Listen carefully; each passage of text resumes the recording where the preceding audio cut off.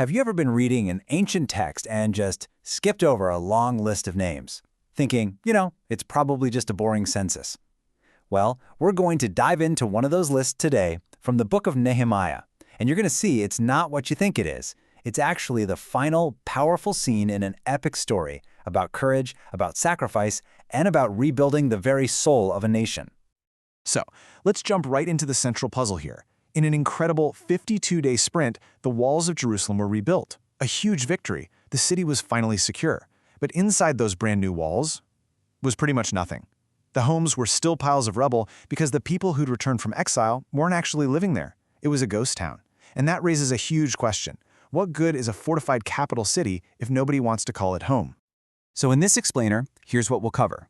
We'll start with the problem of the empty capital. Then we'll unpack the clever strategy they came up with to repopulate it. We'll explore the incredibly high price of that commitment, and then look at the roster of residents who actually answered the call. From there, we'll zoom out to see the bigger vision for the city and its kingdom, and we'll wrap up with what this ancient story can teach us about building our own communities today. All right, so let's start with this core issue. The physical work, the construction on the walls, was finished, and that was a massive, massive win for the returned exiles. But that victory came with a really serious problem, both logistically and spiritually. This quote from Nehemiah really says it all. The city was huge, but it was hollow. When the people came back from their exile in Babylon, they didn't all rush to the capital. Nope. Instead, they went back to their ancestral hometowns, to the villages where their families had lived for generations. They went back to what was comfortable, what was familiar, and they left the heart of their nation dangerously empty. You see, a capital city needs citizens, right? So Nehemiah and the other leaders couldn't just cross their fingers and hope people would show up. They needed a real plan. And what they came up with was this brilliant three-part strategy to breathe life back into Jerusalem. Okay, so first up, leaders go first. Simple as that. They led by example, packed up their own families, and moved in. Second, they had a lottery. 1 out of every 10 families from the surrounding areas was chosen to move. Now, this is really important. In their culture, casting lots wasn't like rolling dice for a random outcome. It was seen as a way of figuring out what God wanted. And third, they put out a call for volunteers. And here's the little detail that shows you just how hard this was. Anyone who chose to move was publicly blessed by the whole community for their incredible courage. Which really begs the big question, doesn't it? Why did you need a lottery and public blessings just to get people to move into the brand new, secure capital? Why wasn't there a line down the block? Well, because moving to Jerusalem meant making a sacrifice that is almost unimaginable to us today. Just look at this breakdown. It lays out the choice so clearly. On the one hand, you have your home village. It's safe, it's familiar, you have land, a quiet life. On the other hand, you have Jerusalem. Constant danger, no economic base to speak of, a heavy spiritual burden, and your whole life is lived under a microscope. This wasn't just an inconvenience. It was a choice that would change everything about your life. Let's break that down a bit. First, the economic hit.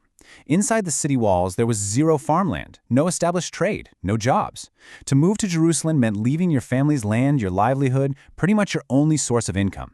It meant willingly staring poverty in the face, all for the sake of the nation. Second, the physical danger. The walls were up, but that just painted a giant bullseye on the city for all its enemies. Living in Jerusalem was basically like choosing to move your family to a house on a truce line in a modern-day conflict zone. You and your family were now on the front lines, under constant military threat. And finally, there was this incredible spiritual weight. Jerusalem wasn't just another city. It was the holy city. To live there meant your entire life was on display. It was a commitment to live under a microscope, where your every action was measured against the highest spiritual ideals. That is a heavy, all-consuming responsibility. So, given that insane cost, who were the people who actually said yes? Who answered the call? Well, that list of names in chapter 11 isn't just a list, it's an honor roll. It's a permanent record of the founding families, the actual human pillars of the New Jerusalem. The new residents were organized into these key groups. You had your civil leaders taking care of administration. You had over 1,000 priests responsible for temple worship. The Levites handled the music and prayer services, and the gatekeepers were in charge of security. But there's this one fascinating detail here. In the description of the priests, they're called mighty warriors. Now, wait a minute. What does that mean? And this is the key. The term mighty warriors wasn't a military one, it was a spiritual one. It described leaders and priests whose faith wasn't just a belief system, it was a powerful force for action. They were fighting a different kind of battle, a spiritual one, against apathy, against fear, against decay, all to rebuild their society from the inside out. For these people, faith and action were exactly the same thing. But here's the thing. The plan wasn't just about cramming people into Jerusalem. Not at all. It was actually part of a much bigger, much more strategic vision for the entire region. This wasn't just urban planning. This was nation-building 101. They used this brilliant hub-and-spoke model. Jerusalem was the hub, the holy center, the spiritual and political heart.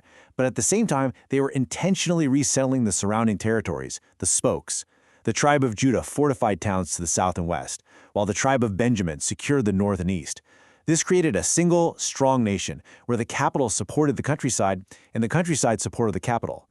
It was genius. So what does this ancient story of city planning and personal sacrifice have to do with us? Well, it turns out it reveals some absolutely timeless principles about what it really takes to build or rebuild anything that truly matters. When you really boil it all down, you're left with three huge takeaways. First, the vision of a holy city, a central place that's dedicated to a higher purpose. Second, the need for mighty warriors, people whose faith and actions are completely intertwined to get the hard work done. And third, the unavoidable price of true devotion, which almost always means choosing purpose over comfort. Ultimately, this isn't a story about statistics or lists. It's a story about people. It's a memorial to the thousands of everyday individuals who looked in a choice between a comfortable, safe life and a difficult, dangerous, but deeply meaningful one. And they chose meaning. They chose purpose over comfort. And that leaves us with one last thought. Every one of our communities, our organizations, our families, they all have walls that need building, empty spaces that need to be filled with life and purpose. So the question this ancient story leaves us with is this: what uncomfortable, important work is your community calling you to do?